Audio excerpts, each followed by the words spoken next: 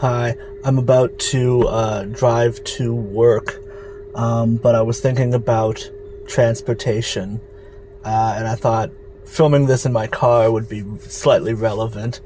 Um, so on the left these days, there's a lot of anti-tech criticism, and I feel like a lot of it has sort of ceased to be grounded in real depthful critiques of the tech industry, and it started to just be sort of a cultural thing on the left, liberals, leftists in general. Take the Cybertruck, for example, Elon Musk's Cybertruck. I think it looks cool.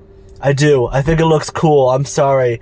It looks like futury, and I wish more people leaned into making the aesthetics of their vehicles like have a deep aesthetic of some kind. It doesn't have to be futury, but any aesthetic other than just this is a car. I like pimped out rides and stuff too. I like anything that's like very colorful and very big and extravagant. So I like the Cybertruck. I like the sleek, hyper modern look of it. And I feel like the fact that the aesthetic is like criticized this much kind of says that we've detached ourselves from real actual substantive critiques of the tech industry, and we've just started making fun of Elon Musk,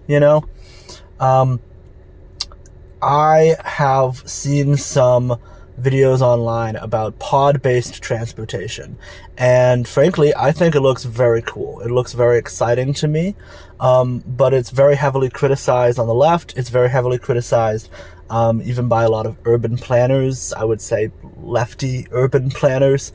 And I've seen a couple of videos, a couple of people criticizing pod-based transportation, and I feel like they get a lot wrong about it. I'm not an urban planner. I'm also not an engineer, so I'm not gonna sit here in my car and pretend to have statistical knowledge about how much money it costs or whether or not the technology is safe. If you think it's too expensive or it's unsafe, that's fine. That's a decent argument. Okay. The arguments I want to address are, one, first criticism I hear a lot is that it's basically the same as driving your car.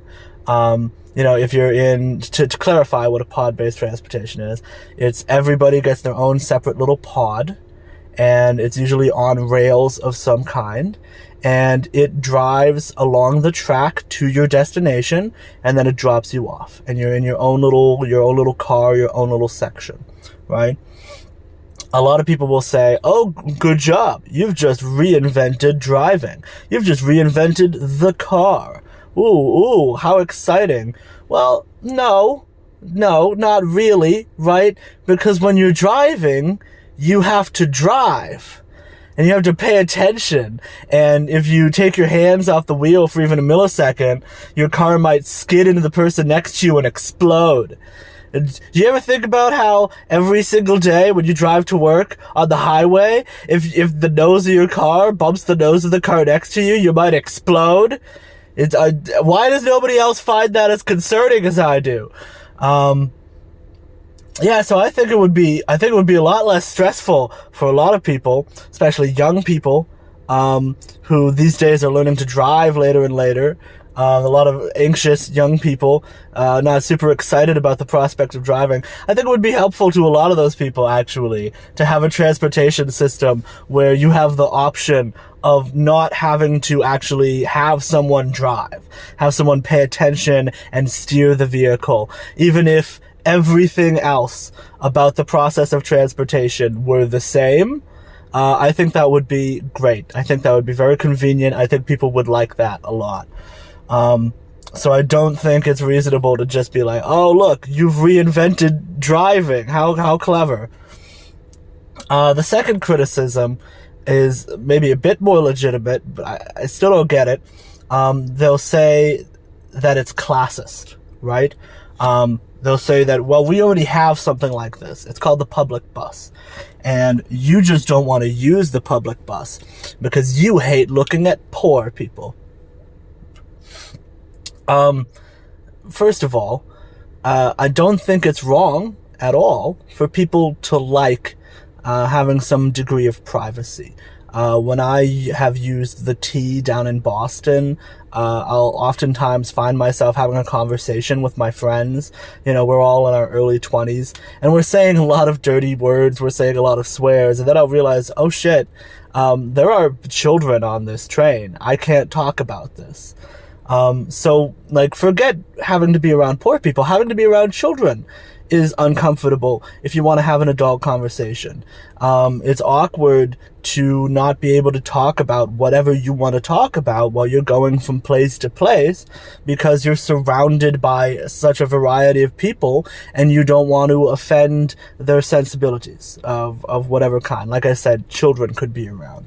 And then also, it is completely normal to be uncomfortable if, for example, someone is very clearly a drug addict or mentally ill and they're behaving very, very abnormally on the train or on the bus.